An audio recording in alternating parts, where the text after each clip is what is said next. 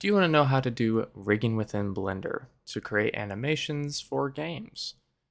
Well, you're in luck. We're going to do that today. Starting out though, we're first going to save ourselves a little bit of time here because we're going to focus more on just rigging than we are going to be creating a character in another video. So we're instead just going to use some human-based meshes. We're going to use ones that come from Blender itself. So if you have opened the Blender main page and you go to downloads and then demo files, you can find the human-based meshes right here, version 1.4.1. And there's a helpful video here that they have that shows you how to actually install that and use it as an asset library. So we already have that in here, so I'm going to put aside here. We're going to go to our asset browser, human-based meshes, and we're going to pull in the body male stylized. And we can make that go away, and while we're here, let's go and turn on screencast keys. So we have our character here, and what we want to do is we're going to get rid of this collection just so we don't have to worry about it. Everything is in here, and what we want to do to start out is zero out our location. And also the eyeballs are parented to the mesh itself. That might be okay, but we're going to clear that out. So we're going to select both the eyeballs, hit Alt-P, and do clear and keep transformation. That way they stay in the correct position, and we'll select everything and do shade smooth. And that's all we're going to do for the setup, and from here we can begin rigging. So to begin, we're going to add in a single bone here. We're going to go into our armature settings, and we're going to set the viewport display to be in front, so we can see our bone. And for this individual bone, we're going to go and name it to be the root bone, and we're going to turn off deform.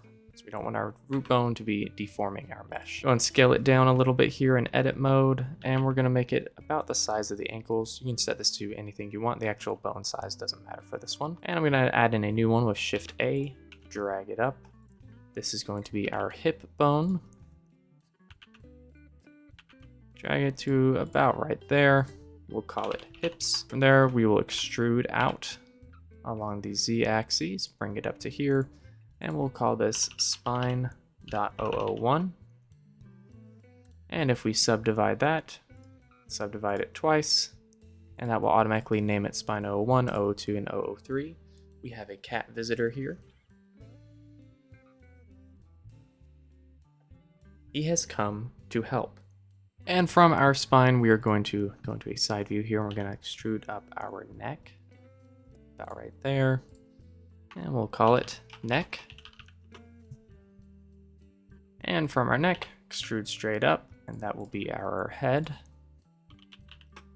I'm also going to go and add in a jawbone as well.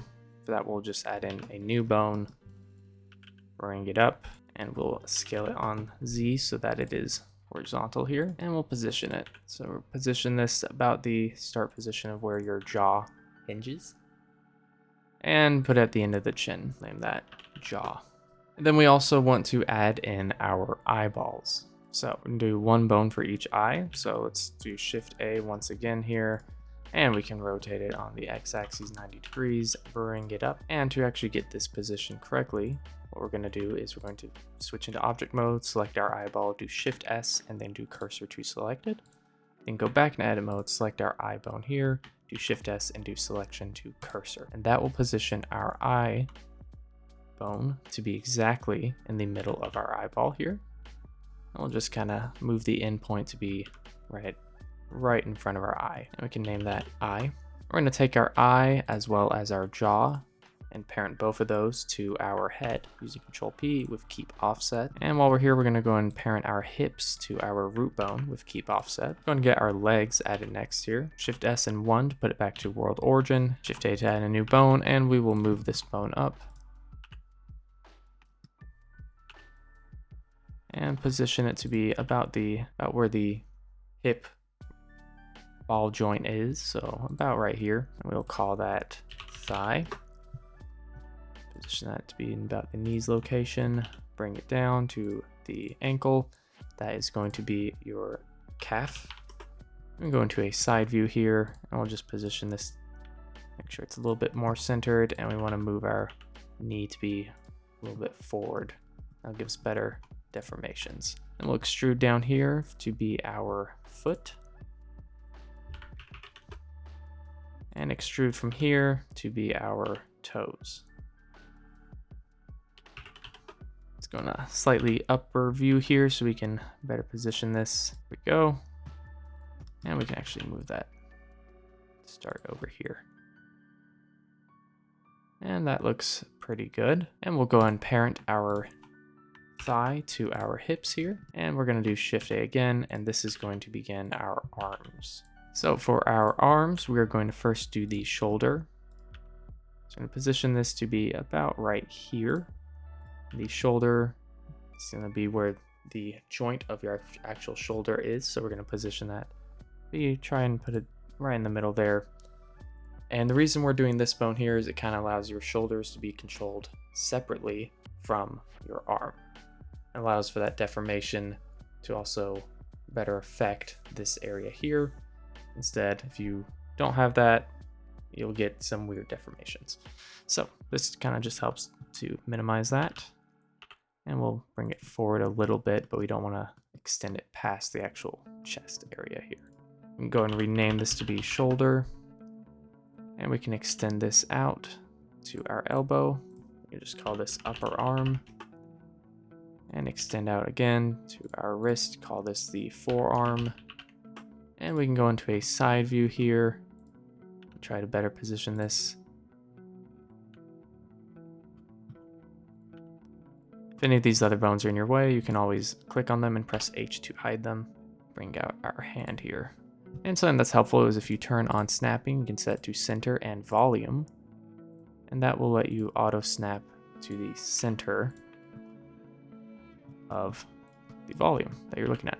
In this case, it's going to try and put it in the middle of our wrist and go for the middle of our elbow and middle of our shoulder. Although, it depends where you're looking at it. So, all right.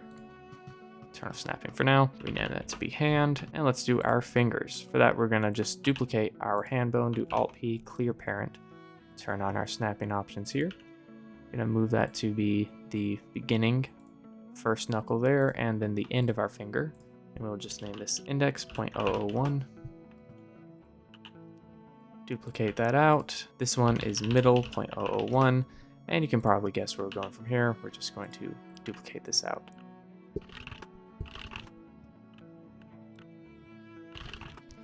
And same thing for the thumb, except our thumb, we're gonna stick it about right here, right there, thumb 0.01. And now we're going to right click our thumb. We're going to subdivide our thumb only twice and try and position this knuckle to be where it should be. That looks about right. But all of our other fingers here, we can select all of them, subdivide twice. So we have 3. And once again, you're going to position and try to get the knuckles to match up where they are on your character. And this might take a little bit of fiddling, but you should be able to get it.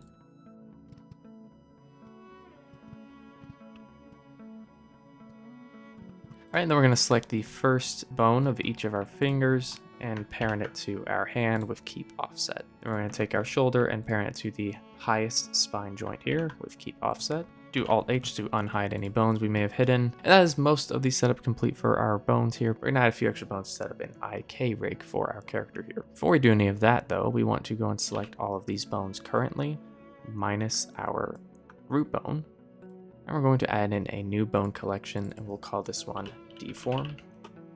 And we'll assign all of these bones to that collection. I'll make a third collection here, which we will call Control. And for Control, we're going to go ahead and deselect all of our leg bones except for our toes here. And we're going to deselect all of our arm bones except for our shoulder. And we'll also deselect our hand, but have our fingers. Assign those into the Control category. Also throw our root bone into the Control category as well. And just have the main category visible here, and we're going to go ahead and add in our leg IK to start. That we're going to extrude from our knee straight out, hit Alt-P, clear parent, bring that bone out, and this bone we're going to turn off deform, and we're going to call it IKT for IK target, and we're going to call it leg. And then we're going to parent that bone to our root. We're going to duplicate our foot bone here, and we're just going to lower the length of that, and we're also going to clear parent. And we'll call that IK underscore leg. Then we can actually duplicate our toe bone here, move it out over here, clear parent. And what we're going to do is we're going to position that bone, turn off snapping, and we're just going to position it to be kind of in line with our foot here. And this one is going to be called IK heel. And we want to select our IK leg bone. You can hold down Alt and left click and it'll let you select. We're going to do our IK leg. And we're going to parent that to our heel bone and with keep offset. And we're going to parent our heel bone to our root bone. Going back up to our arms, we're going to extrude from our elbow here, Alt P, clear parent, move it out, and this one is going to be IKT for arm. Turn off deform on that. Also want to make sure you turn off deform on your heel as well as your IK leg. And we'll duplicate our hand, clear parent on that, decrease the length, turn off deform, and we'll call this IK underscore arm. And with our arm, IK and our IK target, we're going to parent those to our hips, and we can go and select all of these bones we just created here, and we can throw those into the control category and make sure they are not in our deform category. And then from there, we're going to do select all of our bones, and we're going to recalculate roll, and we're going to do global Z axes. And that will fix most issues here, but then for our legs, we're going to select our upper leg and our calf. And we'll do bone roll, recalculate roll, and we'll do global X axes. And we can do the same for our arm here as well. Again, just the upper arm and the forearm is all we're doing that for. And then we need to do a little bit of fixing for our fingers. So we're going to turn on, under our viewport display, we're going to turn axes so we can see what everything looks like here. And we're going to rearrange the bone roll on our fingers by using Control R. I want to rearrange the Z axis to be pointing out away from the palm of your hand. I'm just going to do that for each finger. So this could take a little bit of time, so we can fast forward this part.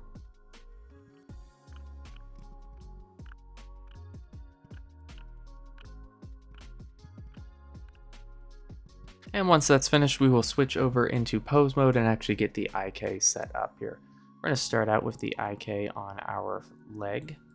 So we're going to hold down Alt, left click, select IK leg, and we're just going to select our calf here and do Shift I to insert IK for the target bone.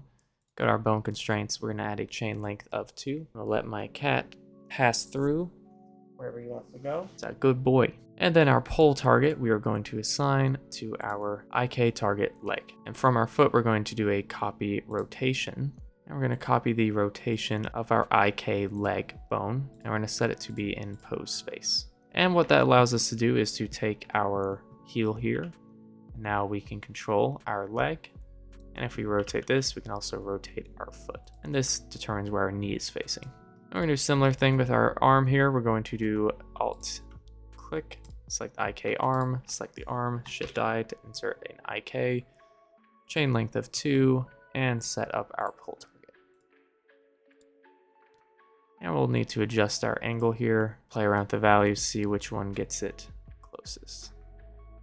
Looks like about a value of 170, 75, 176 seems to get a pretty close angle there. And then we'll select our hand, add in a copy rotation constraint, and we are going to select our IK arm and set that to pose space as well. So with our hand selected here, we are now able to move it and rotate just by using our IK arm. We're going to clear all our transforms there. Then we'll return to edit mode here, where we are going to select all of the bones on the right side of our character here, including our eyeball, and just make sure we got all our fingers, everything. And we're going to do Control F2 to do a battery name on our bones, and we're going to do set name suffix. We're going to do .l since it's the left side of our character, and that will throw on a .l onto each of these bones. And then if we select our whole armature and do a symmetrize, that will duplicate everything over onto the other side here. So now we have our right side. But right now our armature isn't really doing anything, so we actually need to set our mesh to be deformed by our armature. To do that, we will select our mesh first, then our armature, and do Control P and with automatic weights. But before we do that, because our eyeballs are separate objects, we are going to do a little trick here. We're going to go into edit mode, select our eyes, and turn off deform on them temporarily here, so that we can go and first parent our main mesh with automatic weights. Then if we go select the eyes again here, turn deform back on them.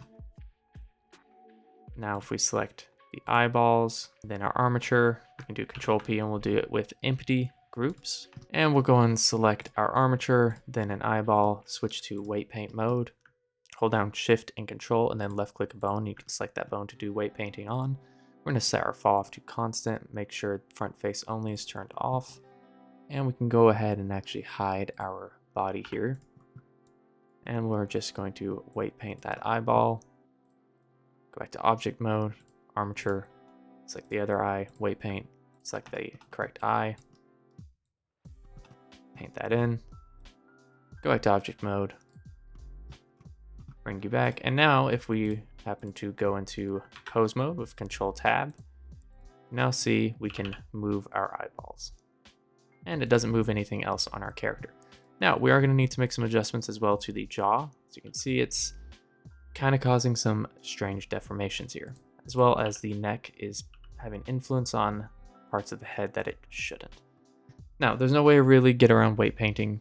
To some extent, you're always going to have to do a little bit of weight painting, but this kind of setup does minimize that, but you are still going to have to do a little bit. So we're going to try and quickly go through that here. So we'll select our armature, then our mesh, and do weight paint. And we want to select our, start out with our neck to begin with. Turn on auto normalize here. And we're just going to remove any influence of our head from our neck here. Looks pretty good. Then we can switch to our jaw here. And this is where things are going to get a little more interesting. We do have symmetry turned on so that we're weight painting on both sides at once.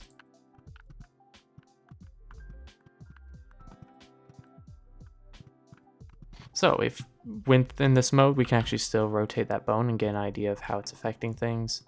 So we can see it is taking that upper lip there, which we do not want to do. It can be helpful in this view to turn on wireframe mode so you can see, because when you're doing weight painting, you're weight painting each individual vertex. So if you can see where those vertices are at, you know how to select them, make sure that you're removing the weight from the ones you want to. And you may have to get in pretty close. You can be exact with your weight painting.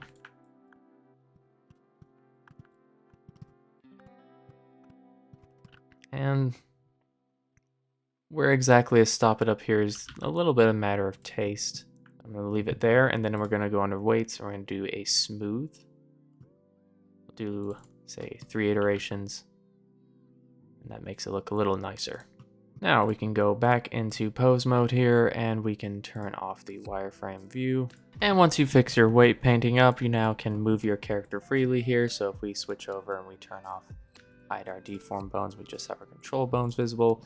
We can now pretty easily move our character around, put them into a nice pose here, set to local and individual origins. We can move them around, R and X to close the hand, change the orientation there.